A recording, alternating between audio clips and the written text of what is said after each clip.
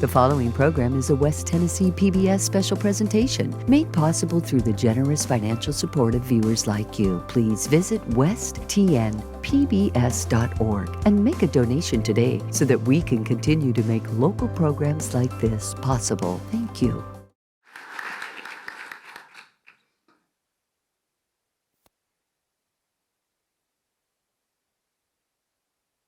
Good afternoon. Thank you, Carolyn. David Comperi asked us to come speak, and he said, who do you want to introduce you? And I quickly picked Carolyn. I told her, though, not to read all of our bios. The reason I picked Carolyn, some of you may remember this, she was my dance partner in Dancing with the Stars. And yes, thank you. Stan Harris was our sponsor. We are the only couple ever to get to dance twice. That's because I made a wrong move. And Dave Bratcher actually saved the situation. He said, you know what, we're here about redemption. So he let us back on the stage, and I think we killed it the second time, but we couldn't win because we messed up the first time. But thank you, Carolyn, for that introduction. Before we get started, I want to introduce several folks. Number one, let's start. I know there's several members of the Chamber Board of Directors here. If y'all would just quickly stand. Don't say a word because I know all of you can talk, but just kind of stand real quick. Kind of a neat deal over here. Roger Smith is our present chairman, and his dad was our chairman just 10 years ago, I think. Might have been a little bit longer than that, but that's really cool for a chamber to be able to say that in a family you've got two chairmen like that. And I think most of our team is here. Just about everyone except Lindsay Dawkins is here, but if you guys would stand up, I know you've been introduced. I tell everyone that I never, ever lose sleep when I'm traveling or at home about something that's going on at the office because we got such a great team. And all the successes that you hear us talk about today are because of that team and everyone working together. And my home team, Alyssa's already been introduced. We're accomplishing a lot of great things, too, with that. So, yes, please shake your head. We're going to do something different at the end. We're going to give a prize that we've never given away before, pretty unique, and I think it'll be pretty interesting for whoever wins that. But it'll be for the winner plus their three friends, and the way we're going to do that, staff members and board members are not eligible. We're going to pass out some tickets, and we'll draw that at the end out of a hat here at the end. I think it'll be something kind of fun. Doesn't mean you're going on a trip somewhere, but you do get to hang out with three friends, and you're also not playing golf. It's not that kind of foursome. Mandy and I do presentations a lot together. We talk over each other a few times. This one's a brand new one. Chamber World, we talk about successes a lot. We want to tell you why those successes happen. Because you've seen the numbers, you've seen the projects. We'll hit on that a little bit, but we're going to roll through some things that show you, kind of peel the curtain back just a little bit. Maybe. This is our mission statement. I'm not going to read it to you, but I am going to tell you, if we can go back to that other slide. It's a little a lot of you don't know this. It doesn't go backwards. We're accredited by the U.S. Chamber, the American Chamber of Commerce Executives also. What that means, and we're a 4-star accreditation level. We are one of the top 1.5% of chambers in the country. So this team here represents you extremely well. We accomplish a lot. We're better than 98.5% of the other chambers. We're one of the best in the state. Thank you. That accreditation, Dyersburg actually has an accreditation. We're the only other chamber in West Tennessee that does. There's 6 others in the state. And so that's something we're very proud of. Kyle Barron will be leading our effort here in a few months to reapply. And so I think we're set up pretty well to gain that. Sorry, we're figuring out the clicker. Maybe. There we go. So we're going to talk a little bit about manufacturing today as it relates to economic development. And you might wonder, why are you focusing on manufacturing? Most of the businesses in Jackson are small businesses. Well, the reason is simple. Manufacturing affects the economy more than any other sector, meaning for every, y'all, this is going to be funny, me doing that every time.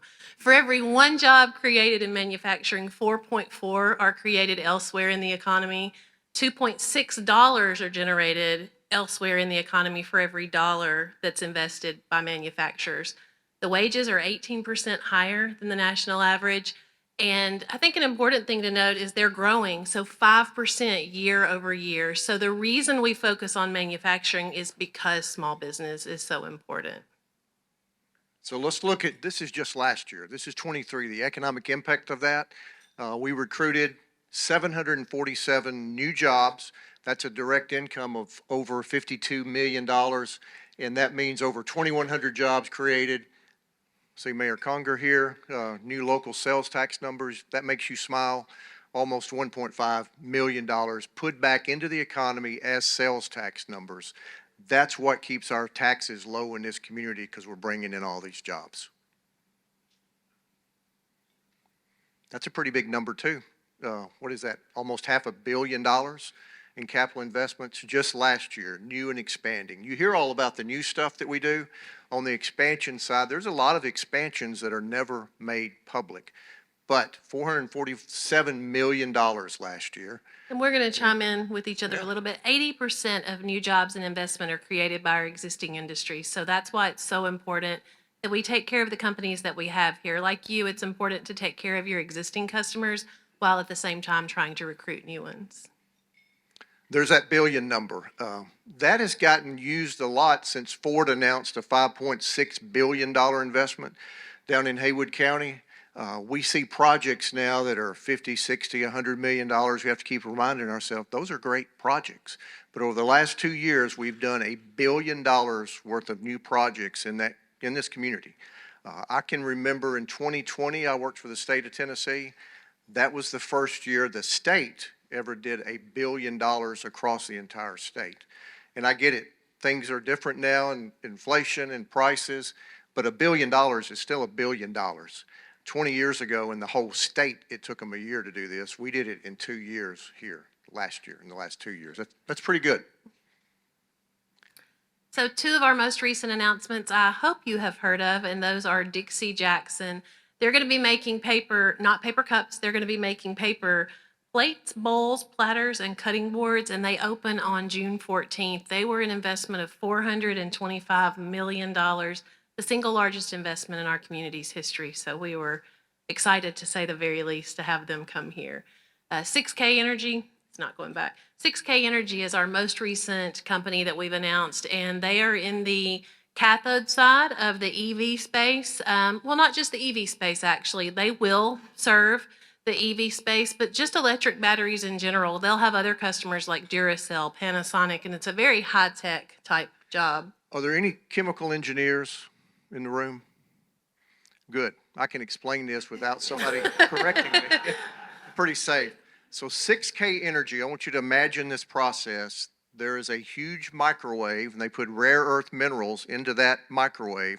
They then go into what is I call it a 2-story Yukon Outfitters cup, not a Yeti cup, because Yukon Outfitters is here in Jackson. It's a 2-story cup. Inside of that is a 6,000 degree plasma beam. So those rare earth minerals come into that big cup. They're manipulated. They come out on the other end. That's as far as I can get into it. The process was developed at MIT. Startup is in Boston, and they're coming to Jackson. They chose Jackson. They did not choose Jackson because Blue Oval City, SK or Ford is a customer of theirs. This is 6K Energy, has nothing to do with SK, which is at Blue Oval City. They came here because of our environment. The leadership and everything else that we're going to talk about made it a place for 6K, but they're not here and they're not captive to Blue Oval City. So let's talk a little bit about, we could spend a whole lot of time talking about how economic development was done in the 60s, 70s, 80s, and 90s, how it's changed. We're going to go back just a little bit. I had the privilege of doing Mandy's job from 93 to 99. And in our business, we all are very lucky when you land in a place when it's hot. So I was lucky enough to work at the Chamber when Jackson was hot in the 90s. Recruited a whole lot of industries during that time. Jerry Smith and I just had a conversation about how Maytag came to happen back in the 90s, and it was pretty cool to hear his role in that and some others. But we're going to dial back a little bit, show you some things, and then get up to the present time. So this is a video that we found, or a clip from a video we found about 2 weeks ago. JEA, Thomas Varghese in particular, was fortunate, or we were fortunate to have him put this together, and so we could show it. And we're just going to show you a clip of how we used to sell Jackson, because we would start with Rotary International being the best civic That's right. club, obviously. He's pulling the video up a different way because it's not working in the PowerPoint. Yeah, and we have, we're going to make these available to folks. We've probably got about 30 minutes of old videos of selling Jackson. It shows from the industrial side and the quality of life, and there's some people in these videos, not particularly this one, but others that we'll be releasing later on social media. I think you'll recognize some folks. Some are still alive and some have passed on, but they were leaders in this community, and we're standing on their shoulders. And I used to work in radio, and you'd have to stretch things out. There you go. It's all about what's meant to be. Come see how Americans build better lives in Tennessee. Oh, come on down and try it. Put your roots down comfortably. Come be a part of Jackson. What America was meant to be. So remember 80s Jackson, jingles. So if you're going to be singing that, it's like It's a Small World After All. When you go to that, you're going to be singing that the rest of the day. But that was how Jackson was sold back in the 80s and 90s. We all had. Hello, I'm Janet Tyson. If y'all want to watch her again, we're going to make that available later. Does anybody know who Janet Tyson is? I've got to figure out if this was someone that was paid to do this video or someone that lived in Jackson. I'm assuming no one raised their hand that she was paid to do that. But this, when you recruited a company back in the 80s, you would show them a video about your community. You'd show them quality of life, then you'd show them the industrial side. When they visited, you had all these maps. We didn't have digital assets, and we didn't have the internet at that time. Mandy's going to show you some stuff about what it looked like back then, even though you had just started doing it. That's right. Used to, you had to fly a helicopter to get aerial pictures. I can remember actually flying in the helicopter a couple of times, pointing down at that's it. That's the boundary. And then clearly we used a very high-tech label maker to show the available sites. But honestly, at the time, it was high-tech. We were competing with the best of them and really showed well compared to our folks that were competing for the same projects. But now, technology has changed a lot. It's changed everything for all of us. That's what we look like now. We use Google Earth. We can turn on layers. We can turn off layers. We can have logos of companies on the buildings rather than using a label maker. It is amazing the technology you can use. We can show floodplains and topography, and just all the information that's available is really amazing. And we're going to talk a little bit. I mean, companies know more about our community than we do. They have this technology too. So if you don't have it and you don't know how to use it and use it effectively, you're not going to compete. They're not going to be impressed when they visit your community. Back, we were talking about the 90s. At that time, it was site selection. And I can remember in any one month, we might have anywhere from 2, 3, 4 companies visiting the community. And what they were doing, they were kicking tires. So let's just say Frank McMean owned a automotive supply company in Chicago. He was looking for a location across the South. He would hire a consultant. They would start with 50 or 60 communities, look at a few of them on paper, probably visit 30 of them. And they did that by commandeering the state planes in Tennessee, Kentucky, Mississippi. ECD would fly them all over. We'd get TVA helicopters. They were simply kicking tires because they couldn't get the information they needed to judge a community unless they visited. So we saw that many prospect visits a month. Now, site selection has changed into site elimination, and Mandy's going to explain a little bit how that works. Yeah, so as I mentioned, people know more about us before they get here than probably all of us in the room do. They have sophisticated programs and databases and sources that again, we ought to have too, because if they ask us a question, we better be able to respond appropriately. Now, instead of the video that we had before, we're going to try another one here. We're going to try another one here. If you don't mind pressing play and seeing if you can make that play from the back.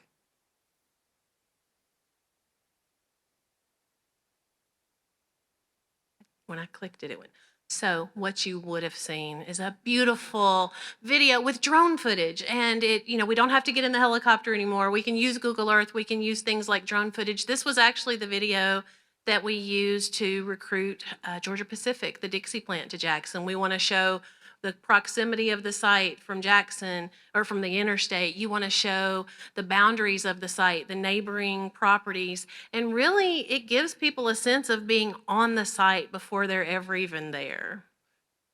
And we use those not only when people visit, but during virtual visits. So COVID-19 happened. People weren't traveling. People still needed to make business decisions. So what happened was, instead of coming and kicking the tires, they kicked the tires online, so to speak. They did virtual visits. We started using Zooms. We started using Skype back in the day. And what this allows is for members of their team, where normally on a site visit, maybe 2 to 4 people are able to come. It might be an HR person, an engineer, production operator. Now they might have 30, 40, 50, who knows how many people from across the world viewing our community as we are presenting the site, as we are presenting our utilities, our location. So it really helps them to deepen their bench and involve more people on their team in the decision-making process. And if you do it effectively, and we think we have, if you do it effectively, you can accomplish about 80% of what you can do on an in-person site visit, which usually happens now after the virtual visit. And that's where the relationship really starts. When a company visits, one of the things we talk about, we do business with people we know, like, and trust. Most of the time, those relationships happen in that order. They don't always. We may trust somebody because a consultant has told us, this is a great company, you want them here. So then we get to know them, and hopefully we like each other. But I will tell you, there are things that we don't talk about. There are companies that are interested in Jackson that we do not respond to, other than just saying, you know what, appreciate your interest, you're not a fit. Because what we're after now are high CapEx companies that will spend a lot of money here, lower employment count, because as you all know, the jobs exist here, and then higher wage, because that's how you improve a community, is by paying higher wages. That's the type of companies that we're after now. And the two announcements you've just seen, 6K and Georgia Pacific Dixie, exactly fall into that. Well, and in fact, you talk about relationships. There are just some things that are said to you that you wish you could bottle it up. And every company that's announced recently has talked about our team. We're going to talk about our collective team in a few minutes, but it's about doing business with people you know, like, and trust at the end of the day. And we've become friends with a lot of the people. And so first you got to get on the list, and we do a lot of things in this community that gets us on a lot of lists. And number one is vetting sites, which Mandy spends a lot of time working with John Nanny at JEA on that. Yeah, so you have to get on the list. You want to make sure that you have something worth looking at when you do get a fish on the hook. We want to make sure that you're doing things as a community to prepare and plan for growth, to be prepared for that visit so that you can be professional. The batting or I tried to use a sports term, the batting average or the home run, whatever. You don't, he's the sports guy, I am not. You don't win a lot of projects in economic development. If you get your feelings hurt when you lose a project, it is not the field for you. The ones you win are super meaningful, though.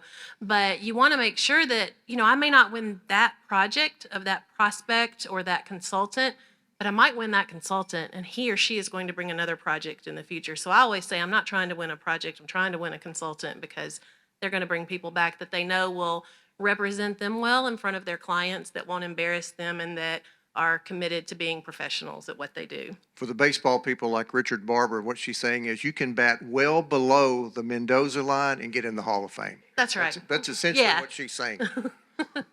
So then you don't know what I said, do you? I trust you.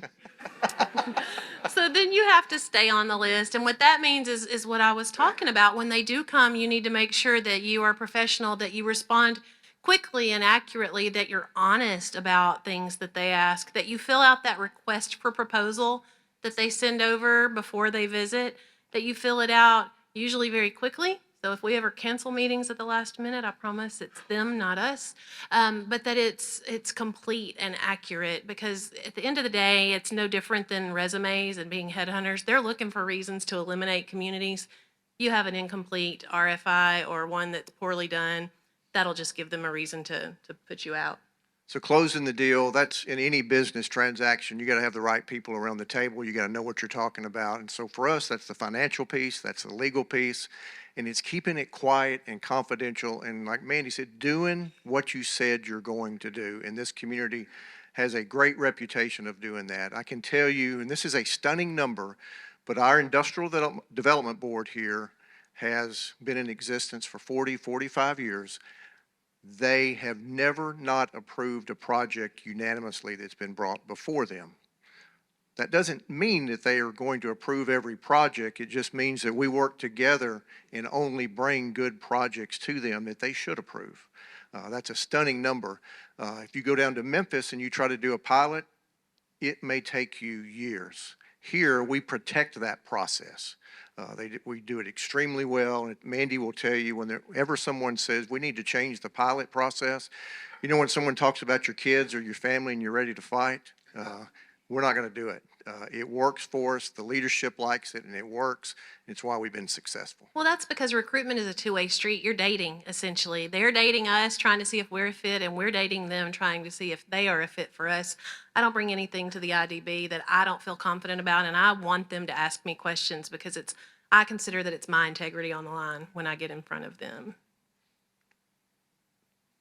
So why is Jackson attractive? We're going to roll. These are all very important, and I know this club especially, you guys like to get out of here by 1 o'clock, so we're going to be cognizant of that. And so the first one is the team approach. Everything we do is about a team. That team involves the Chamber, Jackson Energy Authority, City of Jackson, Madison County, Tennessee Valley Authority, and Tennessee Economic and Community Development.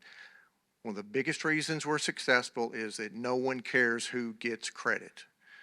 This team, our job is to get jobs here and be successful doing that. We don't fight over each other about who gets to announce it. Other communities, you don't have the same thing. We beat those communities every single day, but it's about leadership and team.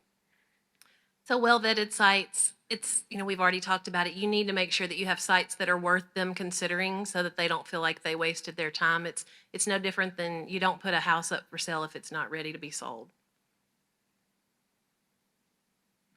I'm going to spend 30 seconds. I could spend about 3 hours talking about Jackson Energy Authority, and who all from JEA is in the room here today. Well, I'm going to brag on them anyway. All the success that you see here in Jackson, Madison County, particularly in the city of Jackson, where JEA's footprint is, every bit of it can be attributed in part to Jackson Energy Authority. I challenge anybody to find a better utility in this country. When you look at your bill and you pay water, wastewater, gas, electric, and broadband and write one check, that doesn't happen many places in the country.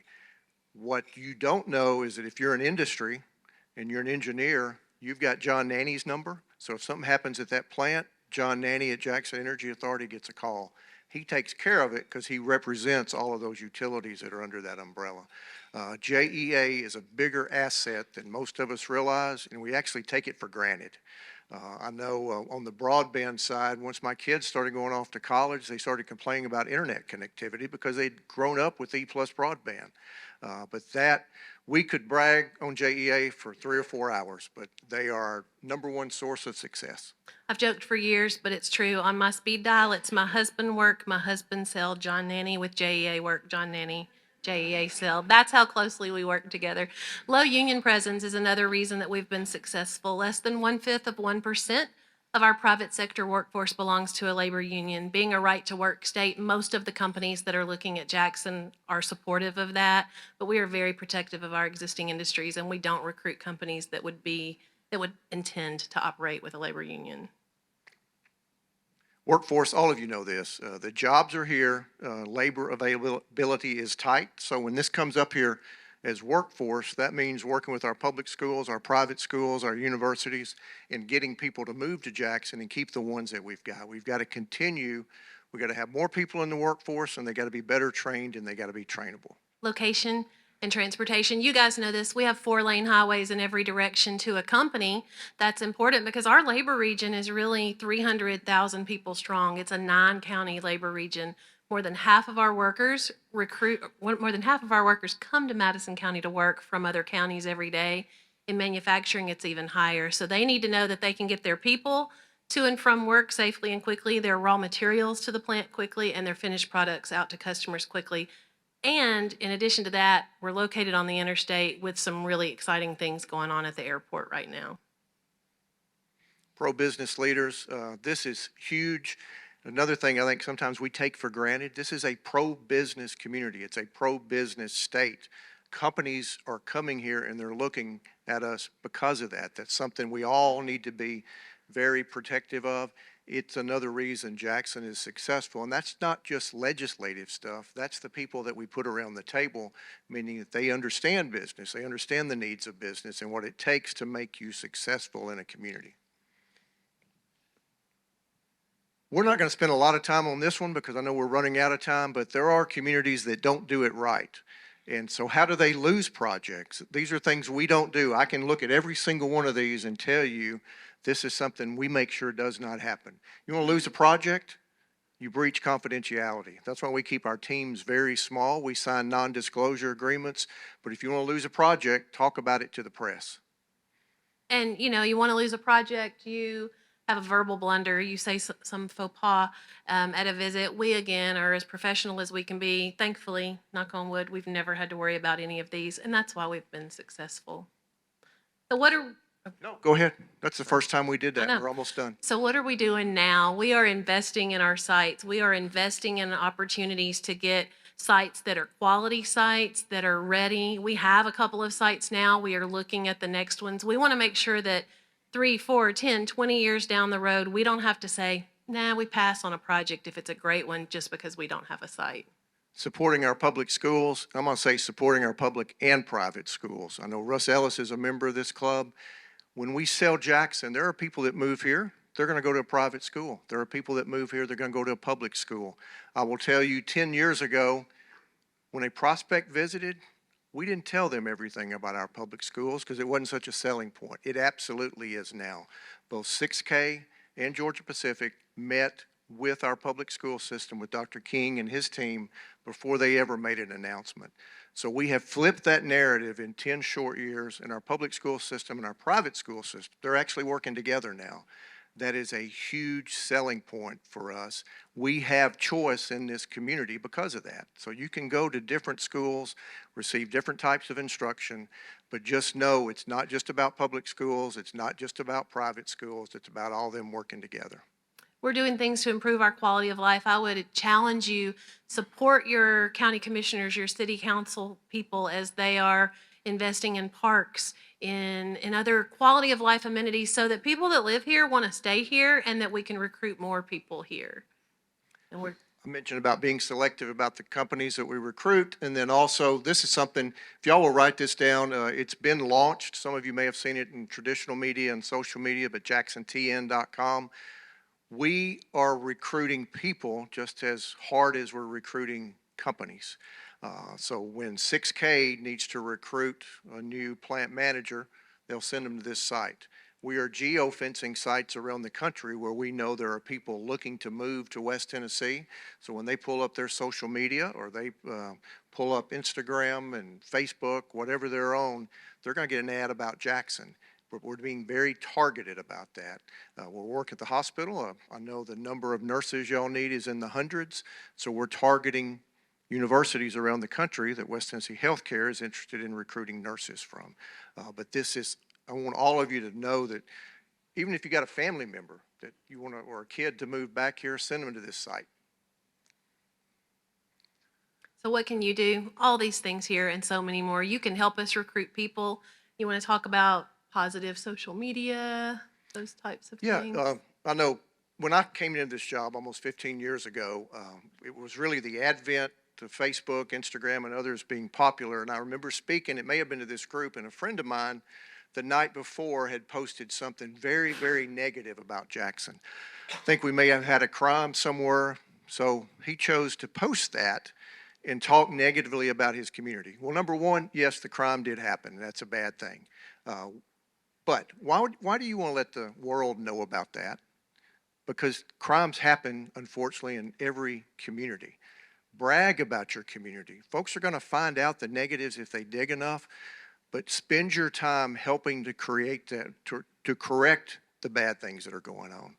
I know yesterday there was a story on BBJ about a situation in the community. Don't do that, because now everybody in West Tennessee knows that there's an issue. The issue is being handled by the city and county and others working together. That's how you solve things. You don't put it on social media or contact the local media to do that. We've already talked about the public school, leaving positive reviews, law enforcement, I know is very Yeah, important. Jody is back here. We talk a lot. He always asks me, what can we do to help? Quite honestly, is we got to make sure that all of you support our local law enforcement, city, county, state, federal, everyone else, because there are issues in a neighboring community that we don't want to happen here in Jackson. We are getting a lot more looks from residents because that other community is not living their best life right now. Jackson's going to continue to grow, but to do that, we've got to continue to be known as a safe place to live. And lastly, again, just support those quality of life initiatives. It may not be something that's in your wheelhouse. It may not be something you enjoy. Support it anyway, because it will be something great for someone else. Forward Jackson 3.0, most of you or a lot of you in this room are investors in our program. That is our capital campaign that we do every 5 years. I tell folks, if it wasn't for that capital campaign, you would have a chamber that was really, really good at ribbon cuttings, might recruit one industry every 10 years. This capital campaign allows us to function more like a chamber you'd see in a town the size of Knoxville or Chattanooga. These are the initiatives that we're focused on. That's part of our strategic plan. The strategic plan behind that's probably 70 or 80 pages. But if you're not involved in that campaign, we'd love to talk to you about that. And if you're not a member of the chamber, we've got our membership team sitting right over here, and we'll absolutely knock that out of the park. I think Melinda said we've run out of time. I apologize. We are happy to stay and answer any questions that you have, but we really appreciate your time and allowing us to be here. Thank y'all for today. having us.